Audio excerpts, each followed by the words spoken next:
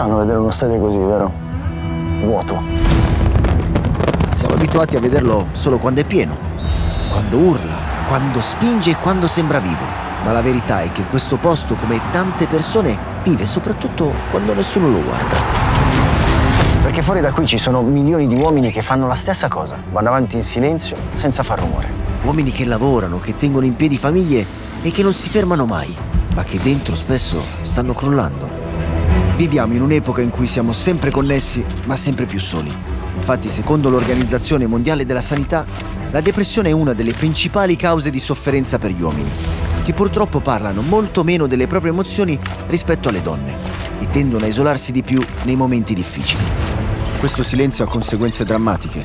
Nel mondo circa il 70% dei suicidi riguarda gli uomini, mentre pensate che in Italia la quota sale fino a quasi l'80%, secondo gli ultimi dati disponibili dell'OMS e dell'Istat.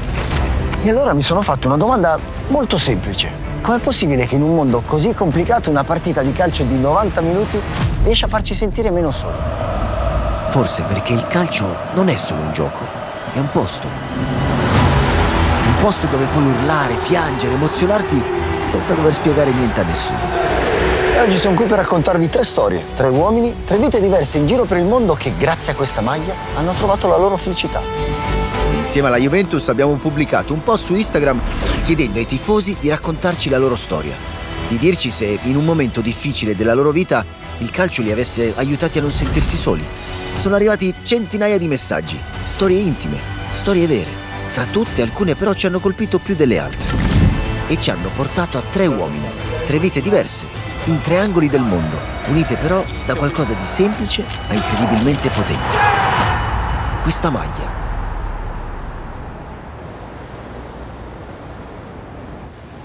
Beh, speravo che la prima tappa fosse un po' più calda, ma vi assicuro che il tifoso che stiamo per incontrare è rovente.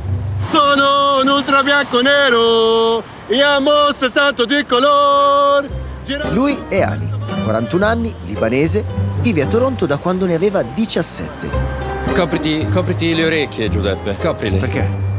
Forza Juve!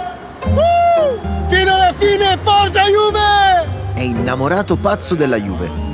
E non so se sia più pazzo lui o io che ho attraversato mezzo mondo per incontrare un perfetto sconosciuto solo perché tra migliaia di commenti sotto un post Instagram della Juventus mi ha fatto davvero emozionare. E non parlava solo di gol o di vittorie, parlava di momenti difficili, di solitudine e di quanto a volte una partita possa essere l'unica cosa che ti tiene in piedi. Ani ha 2 grandi amori. Uno lo abbiamo già capito, l'altro è la sua meravigliosa famiglia. Una moglie che lo guarda esultare, disperarsi, urlare davanti alla TV e lo ama esattamente così com'è. Per ogni gol ricevo un bacio. E poi ci sono le sue 2 meravigliose bambine. Mi piace come abbiamo vinto per 5-0 contro la Cremonese e 3-0 contro il Sassuolo. E da allora abbiamo preso 6 punti. Proprio in tasca. Sì. Piccole, curiose e con gli occhi pieni di luce. Condividono con lui questi colori. Le sciarpe diventano mantelli e le maglie superpoteri. Perché se la Juve è la sua passione, la sua famiglia è la sua ancora. La scelta di partire però non è stata capita e con il tempo il legame con la sua famiglia di origine si è spezzato. Con i genitori, con i fratelli. Le chiamate sono diventate sempre più rare e le visite quasi impossibili. E così Ani si è ritrovato dall'altra parte del mondo senza più un posto dove tornare davvero. Solo, in un paese nuovo, senza una famiglia su cui poter contare. E quando perdi le tue radici, anche trovare il proprio posto nel mondo diventa una battaglia.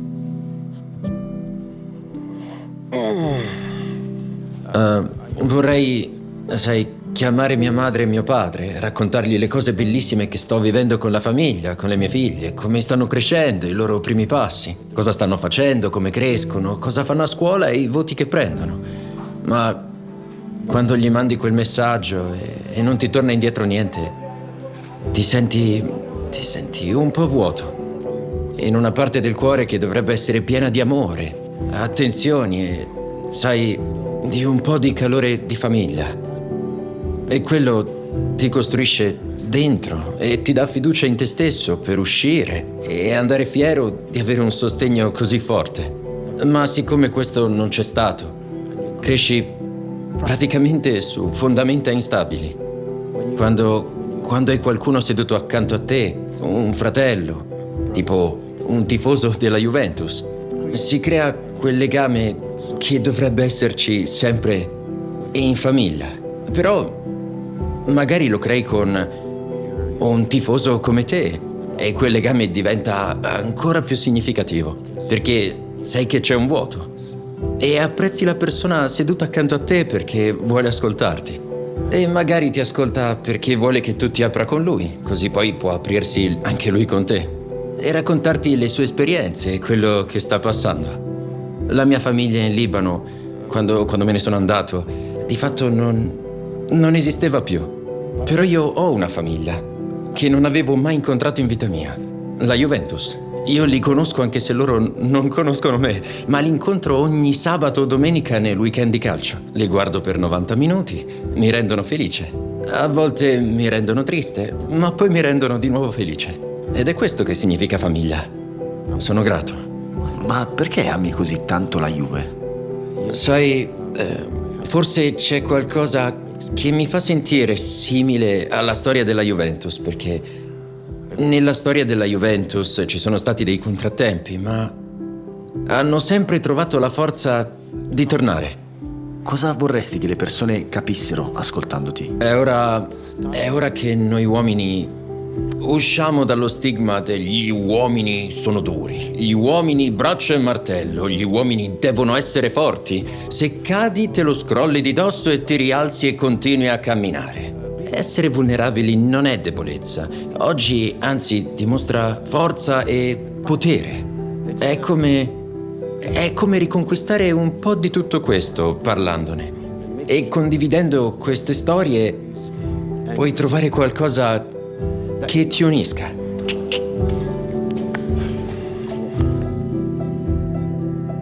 La Juve per lui non è una fuga. È un ponte tra il Libano che ha lasciato e il Canada che ha costruito, tra il ragazzo che è partito a 17 anni e l'uomo che è diventato. E oggi, anche nei giorni più difficili, sa di non essere più solo. Perché a volte serve qualcosa che ti ricordi che puoi restare in piedi e che anche quando il mondo sembra grande e distante, c'è sempre un posto dove ci sarà una famiglia ad aspettarti. Ti andrebbe di lasciare un messaggio al prossimo juventino che andremo a incontrare? Hola Joan, sono Eni da Toronto, qui su al nord. Voglio dirti che se ti è mai sembrato che non fosse il momento giusto per parlare, adesso è il momento. La guarigione inizia con una conversazione e la conversazione che avremo io, te e i tifosi della Juventus in tutto il mondo aiuterà altre persone che ne hanno bisogno. Continuiamo a parlare, diffondiamo il messaggio. Il mio ponte lo sto costruendo verso di te e verso tutti gli juventini nel mondo. Ciao.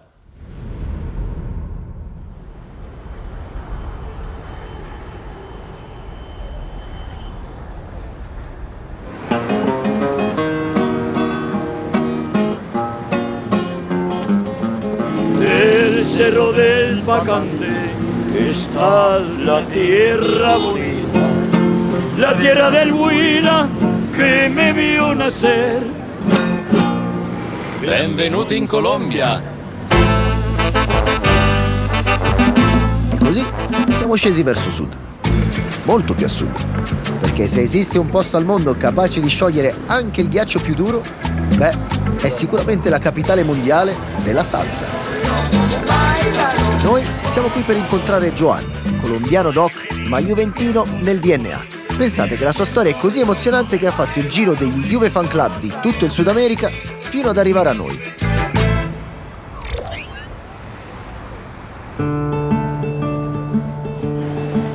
In casa custodisce la sua collezione privata di magliette della Juve. E ognuna ovviamente ha una storia. Questa è importantissima, perché è quella del 2013. E include anche la fascia da capitano di quel tale portiere, il mio idolo Buffon. Ne mancherebbero tante altre, ne vorrei molto di più. Il mio desiderio è incorniciarle meglio, capisci? Averle come in una Hall of Fame e aggiungerne molte altre maglie, sì, molte altre. Ma tra tutte le stelle della Juve ce n'è una che brilla più delle altre. Per lui c'è un nome che non è solo un giocatore, è il suo eroe. Anche io sono un portiere, grazie al mio idolo, Buffon. Perché ami così tanto Buffon? Prima di essere un giocatore è un gentiluomo, un signore. E ogni signore ha bisogno della sua signora, come era la vecchia signora. E lui è un grandissimo gentiluomo e un grandissimo essere umano. E per questo, per la sua personalità, io lo considero il mio idolo. Mi ha segnato e per me è il mio punto di riferimento e la mia guida. C'è però una maglia che non è appesa insieme alle altre. John la indossa quasi come fosse qualcosa di sacro. Si vede che è diversa per lui, e non per il colore, ma per la storia che rappresenta. Ed è proprio quella maglia il motivo per cui siamo venuti fin qui ad ascoltare la sua storia. E da quanto tempo hai quella maglietta? Sembra che l'hai indossata tanto. No, non sono stato io, era di mio fratello. Ce l'ho da circa 19 anni. Quando mio fratello è scomparso, mi trovavo come in un casino, in una confusione. Non sapevo che fare, che strada prendere, dove sbattere la testa. Mi sono ritrovato un po' disperato. E quella disperazione stava per prendere una strada molto brutta, perché mi stava invadendo la mente con cattivi desideri e pensieri. Ed è lì che ero in un parco, lo ricordo bene. Ero in un parco ed ero completamente distratto. E avevo persino pensato di togliermi la vita. Quando dal nulla è arrivato un bambino e mi dice di non farlo, che devo sempre mostrare il coraggio che mi contraddistingue. Ed è lì che mi dice: guardi il colore che ha addosso. E io ho guardato e ovviamente avevo la maglia della Juve. E in quel momento ero così cieco che non avevo visto che anche lui aveva addosso una maglia della Juve. Non so chi sia il bambino, non l'ho mai più rivisto. Questo è uno dei motivi più grandi per cui dico che vivere è bello, perché la Juventus mi ha salvato la vita.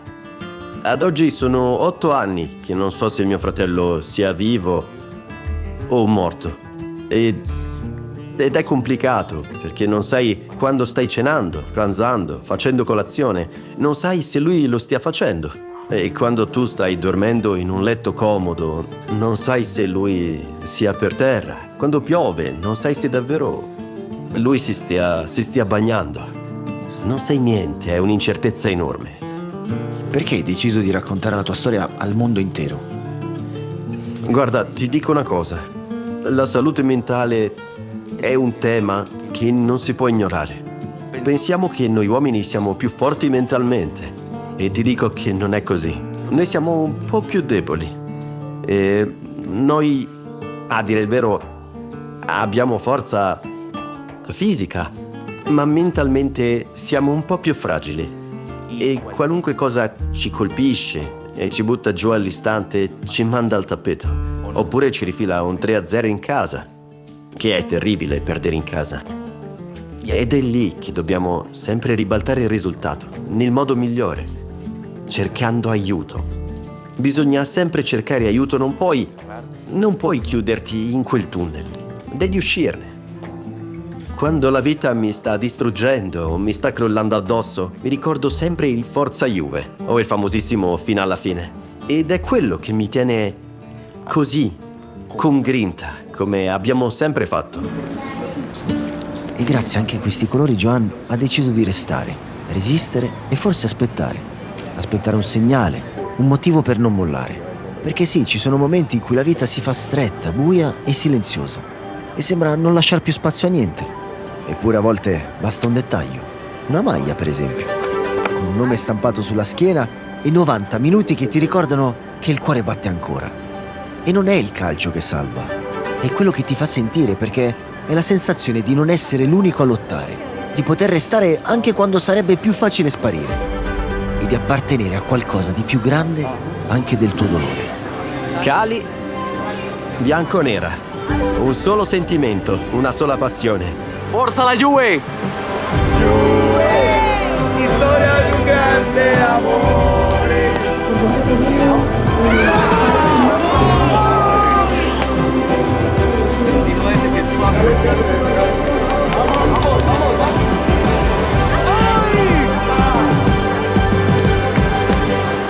ti va di mandare un saluto al prossimo tifoso che incontreremo? Ciao Pietro, spero che tu stia bene. E da qui, dal Sud America, più precisamente dalla Colombia, ti mando un caloroso abbraccio. Spero che tu stia bene e che possa accettare questo progetto con tanto amore. Dio ti benedica e forza Juve!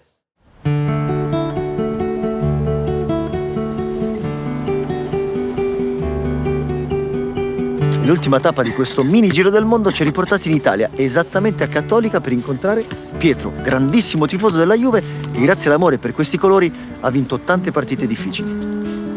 Pietro ha 18 anni.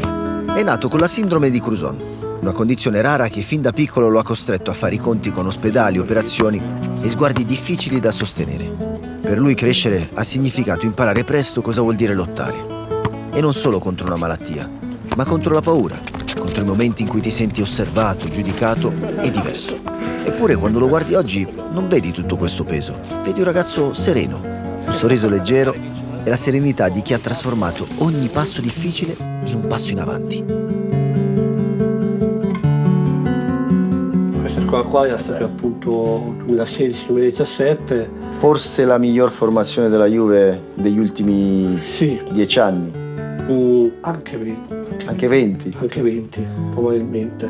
Immagino che il tuo idolo è Dybala, lo vedo in tante foto, no? Sì, Dybala per me ha rappresentato un sacco di cose ed è il motivo anche per cui gioco a calcio. La sua esultanza rispecchia molto vari tratti della mia storia. Sì. Anche le maschere che ho indossato nella mia vita, ma soprattutto la maschera che mettevo quando ero più piccolino, ossia il sorriso, ma era appunto una maschera perché io dentro stavo davvero male, quindi la sua esultanza mi è entrata subito nel cuore.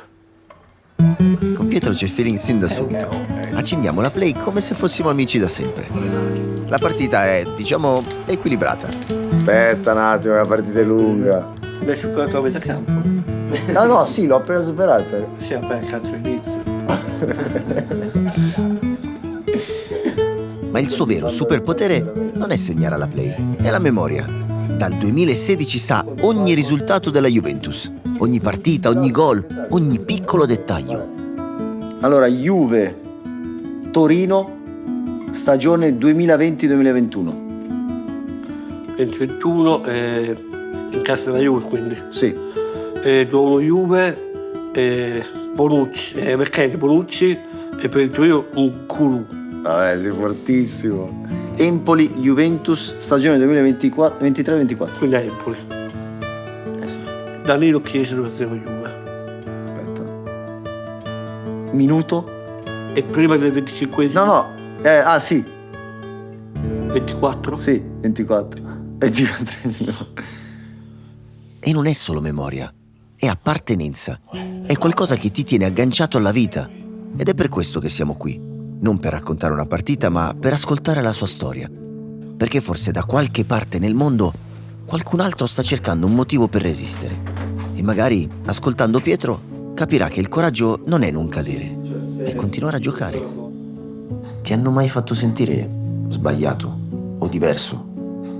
Gli altri mi facevano sentire diverso, ma tanto al punto che io ho sofferto di bullismo, soprattutto nel periodo delle medie, e la cosa peggiore è vedere i miei genitori impotenti di fronte a tutto questo odio gratuito, perché io non ho mai fatto del male a nessuno. L'unica valvola di sfogo appunto era il calcio, che pratico da quando ho 6 anni, e il calcio c'è sempre stato, perché sai che quei giorni alla settimana di allenamento sai che fai una cosa che ti piace, e con il calcio anche la Juve.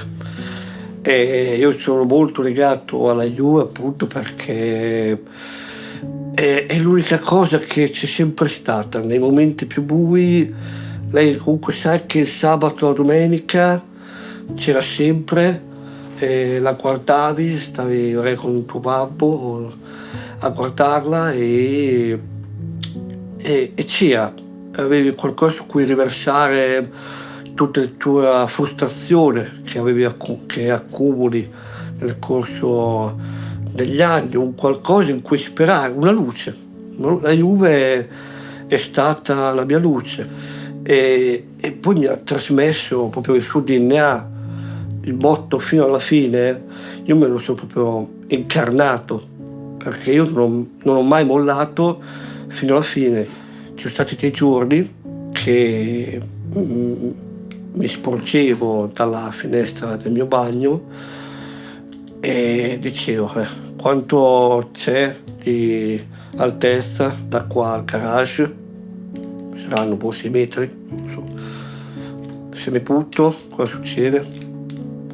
E io mi sono detto basta, mi butto, scompaio, così nessuno chiederà più di me, tanto che senso ha vivere una vita del genere in cui va tutto storto, non amicizie, e mi faccio un mazzo così.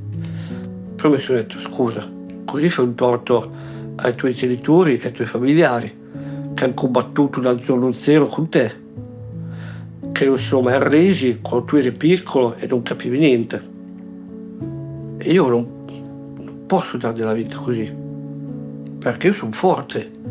Io ho attraversato la morte, io ho combattuto la morte, si può dire. Quindi non farlo, e infatti non lo feci. E adesso nel 2026 posso dire ne è valsa la pena passare tutto quello che ho passato, ne è valsa la pena perché ho conosciuto delle persone splendide a cui voglio un mondo di bene e ho capito davvero cosa c'era di sbagliato all'epoca. Non ero io, erano quelle altre persone che mi stavano attorno ad essere sbagliate per me. Io grazie a quelle persone lì ho capito cosa non voglio essere nella vita. Io ho capito che voglio essere una persona che aiuta gli altri, che non lascia mai nessuno da solo e che nelle difficoltà lo aiuta. E io adesso mi sono formato così e io sono fierissimo di quello che sono adesso, perché tutto il dolore passato ha aumentato la felicità del mio presente. Non ho lasciato che il mio passato mi influenzasse, perché se no, se ti lasci influenzare il tuo passato, non vedrai mai le possibilità di una felicità futura. Cazzo. Grazie. Veramente toccante. Grazie. Chissà quante storie simili a quelle di Ali, Giovanni e Pietro ci sono qui dentro. Quante vite invisibili e quante battaglie combattute in silenzio. Storie lontane, vicine, che non si incontrerebbero mai. Eppure, proprio adesso, sono tutte qui e per 90 minuti il tempo sembra fermarsi. Qualunque cosa succeda là fuori e qualunque cosa succeda in campo. Siamo connessi in qualche modo dallo stesso gesto, dallo stesso battito e dalla stessa attesa. Ed è impossibile non emozionarsi pensando che in questo preciso istante milioni di vite diverse nel mondo stanno vivendo la stessa cosa, in silenzio o urlando, vincendo o perdendo, ma insieme. E forse è proprio questa la magia. Non è vincere, non è il risultato e non è neanche un trofeo, ma un filo invisibile che tiene insieme milioni di persone che non si conosceranno mai, ma che in quell'istante non sono più sole.